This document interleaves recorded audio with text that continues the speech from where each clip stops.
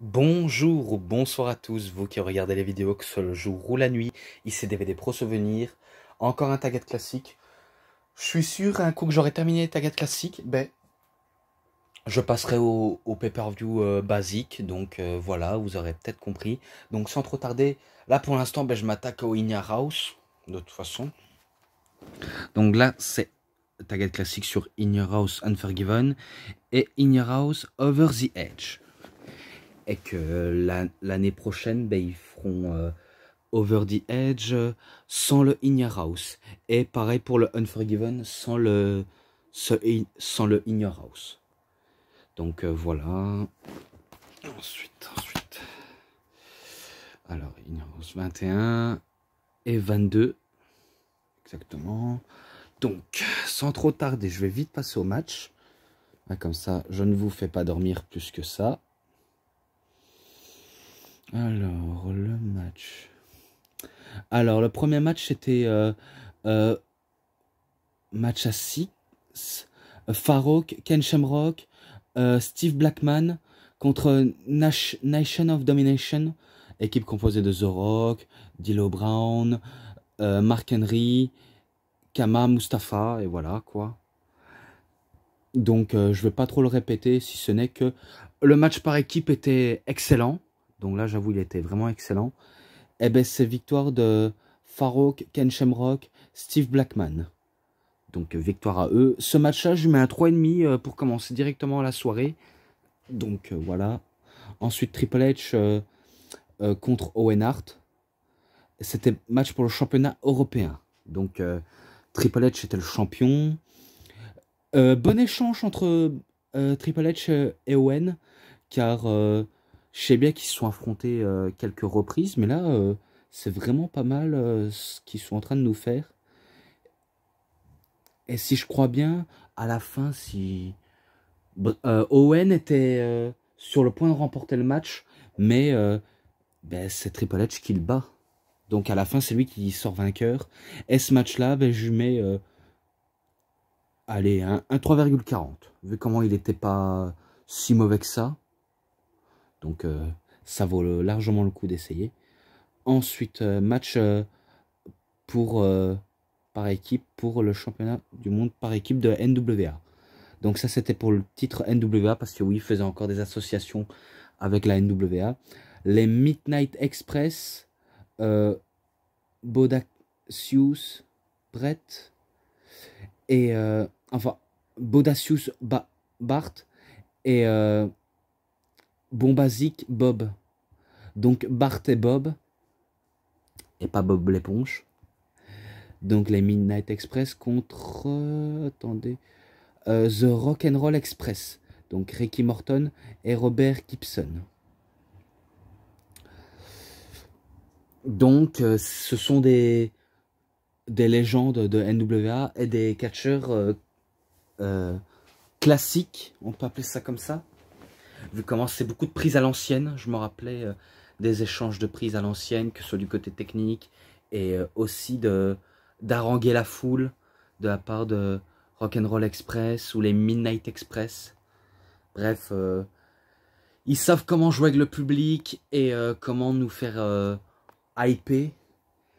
Et à la fin, c'est une victoire de Midnight Express et pas Rock'n'Roll Express. Et ils étaient accompagnés, les Midnight Express, par Jim Cornette. Donc voilà, ce match-là, je lui mets un 3,5 aussi. Voilà, il n'est pas, il est pas si mauvais que ça, mais il était pas mal.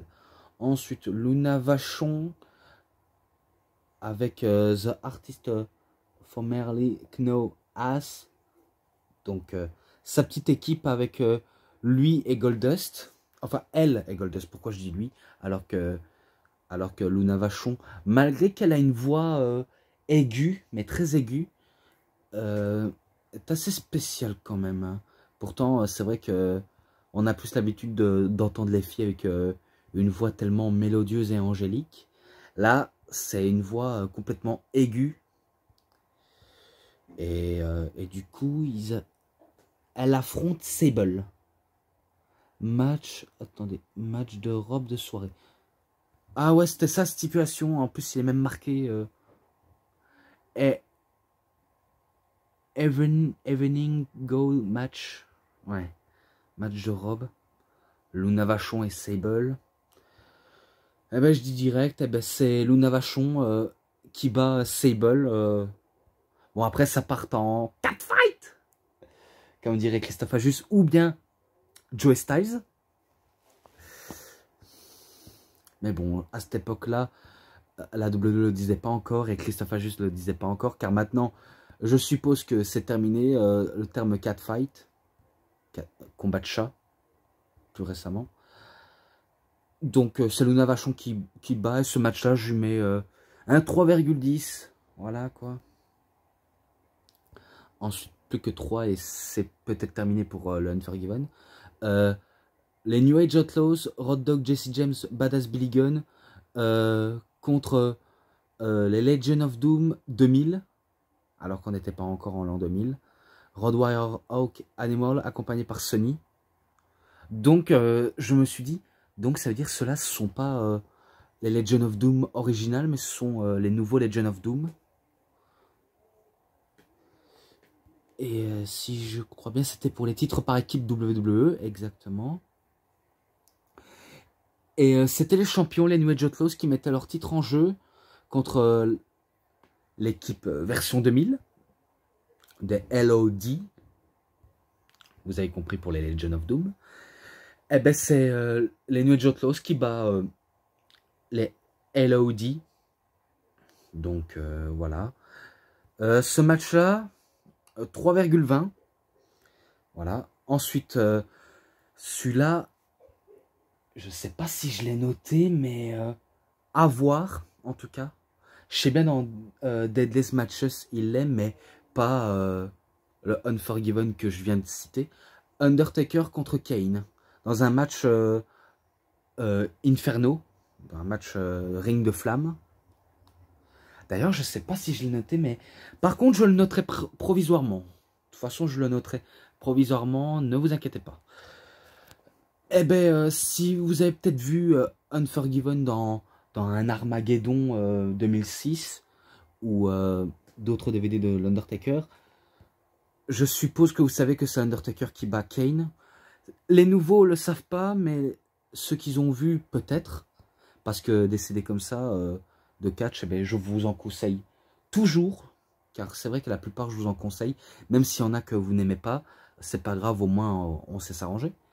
Eh ben c'est Undertaker qui bat Kane en le faisant brûler le bras de Kane, et c'est lui qui remporte le match. Ce match-là, je dis direct, je lui mets un 3,40. Provisoirement, mais on verra. Donc voilà, vous avez compris. Ensuite, ben, le dernier de Unforgiven, Dude Love contre Stone Cold Steve Austin. Match pour le titre WWF, qui est WWE, Attitude Era. Je me rappelle que ça se battait entre Dude Love et Stone Cold. Il y a même McMahon qui était à l'extérieur de ring, qui avait une chaise pour s'asseoir. Et aussi, l'écran était visé sur celui qui faisait sonner la cloche. Et là, on se dit, non, ils vont quand même pas faire une arnaque en direct. Ils en sont capables de faire une arnaque en direct. Bien sûr, c'était scripté. Hein. Les arnaques étaient scriptées, pas contrairement au Morel Screwjob, vous le saviez peut-être, ou certains vous le saviez pas. Eh ben, je me rappelle au moment où Dude Love fait un mandible close sur Stone Cold Steve Austin, Monsieur McMahon dit au sonneur de cloche de faire sonner la cloche, mais il le fait pas, donc ça le rend fou furieux Monsieur McMahon qui ne exécute pas un ordre qu'il lui a demandé. Après ça continue, ça continue. Il allume Dude Love, Stone Cold, et il allume même McMahon avec la chaise. Et l'arbitre, ben, il était KO. Il était KO. Et ça permet à Stone Cold Steve Austin de faire un stunner et de compter 1, 2, 3, même s'il n'y a pas d'officialisation de l'arbitre. Mais bon, pour être honnête, c'est Dude Love qui bat Stone Cold hein, par disqualification. Donc au moins vous le saviez. Ce match-là, il est présent ben, dans Legacy of Stone Cold Steve Austin, dans son coffret. Donc voilà, vous avez compris. Ce match-là, je le noterai en description, promis juré. Maintenant, on passe à Over the Edge. Alors, Legend of Doom contre Apocalypse. Donc Legend of Doom, ben, Animal Hawk version 2000, qui étaient accompagnés par Droz et Sony. Et après, ben, dans l'Apocalypse Disciple, 8 balles, que je disais 8 ball, et Skull, qui étaient accompagnés par Chase. Match par équipe simple.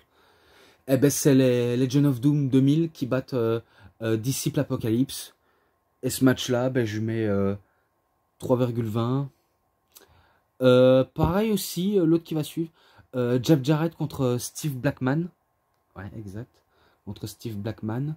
Match simple.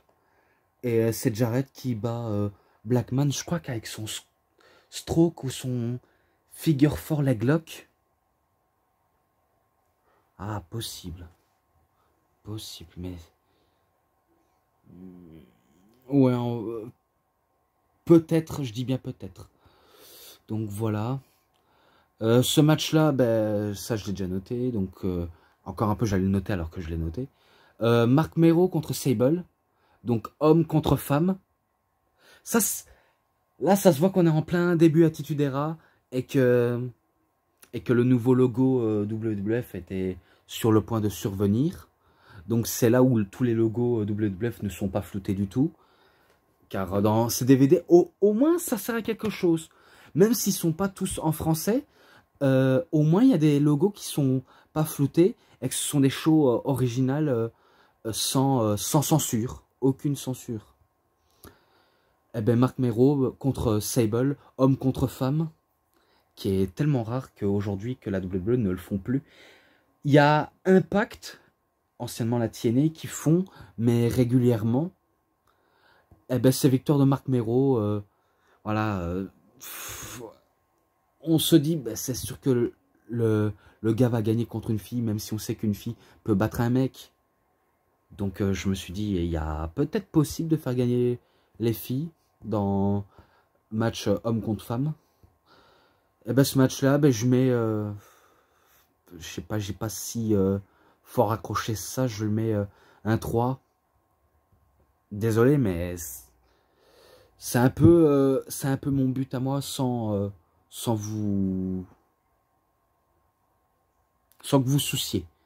Ensuite, match handicap, les Kentai, Dick Togo, Minsteo et Sho Funaki, donc ancien, qu'on coupe plus court, c'est Funaki, qui s'est accompagné par Yamaguchi-san, contre Justin Hawk Bradshaw, plus court Bradshaw, et Taka Michinoku.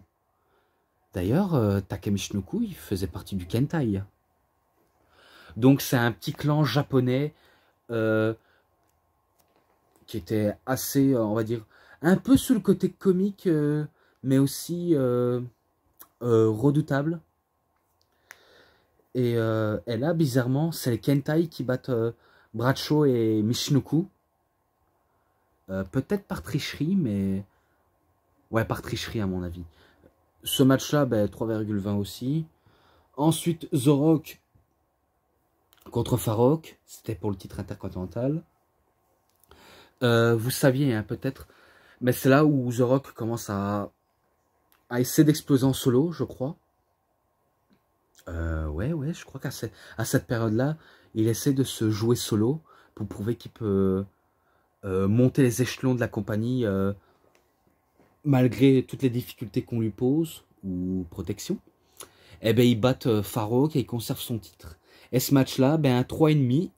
Je dis direct un 3,5. Ensuite, Kane contre Vader. Match masque contre masque. Alors, vu comment Kane était masqué, et que Vader aussi est masqué, mais on voit toute la partie de son visage, c'est fort évident que c'est Vader qui perd le match masque contre masque. Donc c'est victoire de Kane qui bat Vader. En plus, je ne me trompe pas du tout. Ce match-là, ben, 3,20 aussi. Ensuite, match à 6 par équipe. Nation of Domination, D'Lo Brown, Kama Mustafa, Owen Hart avec Mark Henry contre la D-Generation X, donc Rock Dog, Jesse James, Badass Billy Gunn, Triple H avec Chyna et X-Pac. Donc Chyna et X-Pac, ils étaient à l'extérieur du ring. Et les autres, ils étaient en train de se battre. Là où tout le monde, je suppose que certains d'entre vous pensaient que ce soit la DX qui doit battre la Nation of Domination. Finalement, c'est pas le cas. C'est la Nation qui bat la DX. Et ce match-là, ben, un 3,5 aussi. Voilà. Ensuite, match Falls Count Anywhere pour le championnat de la WWE. Et Monsieur McMahon était en arbitre spécial. Après, il y avait Pat Patterson qui était l'invité spécial. L'annonceur du ring, Gerald Briscoe, était l'invité spécial aussi. Chronometteur Undertaker en tant qu'invité spécial. En fait, il y a beaucoup de comités d'accueil. Hein. Mais bon, chroneur du temps... chronometteur du temps, je pense pas que c'est son truc à l'Undertaker. Moi, je dis que c'est pour prendre part à sa rivalité face à Stone Cold. Je le vois de cette manière, car on nous le vend comme ça. Je me rappelle que ça partait en bordel. Hein. Que même Gerald Briscoe et Pat Patterson prenaient part à la rivalité, ben, ils se font allumer par Stone Cold. Et Stone Cold, ben, il se fait allumer par Dude Love. D'ailleurs, celui-là non plus, je pense pas l'avoir déjà noté auparavant. Je pense, hein, mais des fois, je fais mes petites recherches si j'ai noté ou pas. Mais celui-là, apparemment, je ne l'ai pas noté. Je me rappelle que Dude Love allume Monsieur McMahon avec un coup de chaise. Et Stone Cold Steve Austin, ben, il permet de faire un stunner sur Dude Love.